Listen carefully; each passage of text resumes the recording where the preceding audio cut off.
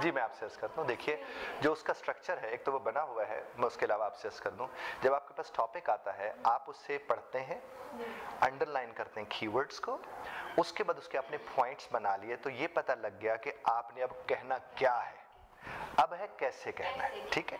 जो कैसे कहने वाला है उसमें आप क्या करते हैं, जो टॉपिक होता है उसके अंदर वो थोड़ा बैकग्राउंड पहले देते हैं वो लोग, उसके बाद आखिर में जाके सवाल पूछते हैं, ठीक है।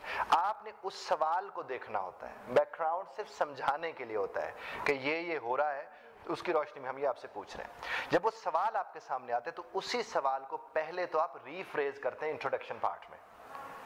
आपने उसी सवाल को क्या करना है, रीफ्रेज, यानी इन योर ओन वर्ड्स आपने उसको लिखना होता है। जो मैं चीज थर्ड नंबर पर कर रही थी वो पहले जी जनाब, जी मैं वही अपना व्यू बताएं कि मैं एग्री करती हूँ आपकी। नहीं, मैं आपसे मैं अर्ज कर रहा हूँ आपसे, पहले आप जरा इसको ध्यान से सुन लीजिएगा। पहला टुकड़ा जो है इंट्रोडक्शन का, इंट्रोडक्शन के अंदर 3 चीजें होती हैं। पहला होता है कि आपने टॉपिक को, यानी जो क्वेश्चन है उसको रीफ्रेज किया 1, 1.5, 2.5, 3 लाइंस में। जब आप उसे रीफ्रेज कर लेते हैं तो फौरन उसके बाद आपने उसका थीसिस स्टेटमेंट देना होता है।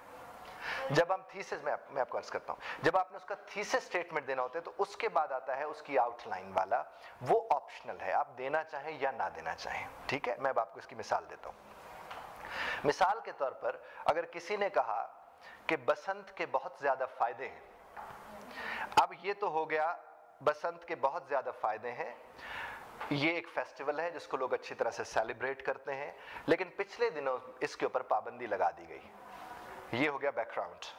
सवाल आगे से आया, क्या बसंत के ऊपर पाबंदी लगनी चाहिए या नहीं लगनी चाहिए, आपकी इसके मुतालिक क्या राय है, ये सवाल है। अब बसंत के ऊपर पाबंदी लगनी चाहिए या नहीं लगनी चाहिए, इसको आपने अपने लफ्जों में पेश करना है रीफ्रेज करते हुए, ठीक होगी बात। उसके बाद आप क्या कहेंगे, द एसे विल डिस्कस। जब आप कहेंगे द एसे विल डिस्कस, तो उधर आप बताएंगे, वो थीसिस स्टेटमेंट है, आप उधर जाकर बताएंगे कि आपने उसकी पाबंदी के आप हक में है या उसके खिलाफ है।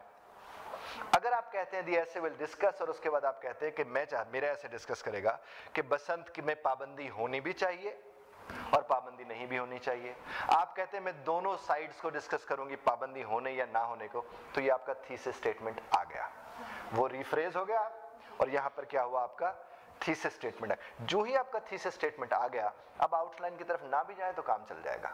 ये आपका इंट्रोडक्शन मुकम्मल हो गया। अब आपका एग्जामिनर थीसिस स्टेटमेंट लिखते क्यों है, आपके एग्जामिनर को पता लग जाता है कि आपने ऐसे में किसकी साइड लेनी है, क्या करने जा रहे हैं, वो होता है थीसिस स्टेटमेंट, यानी आपका आइडिया क्या है इस टॉपिक को लेकर।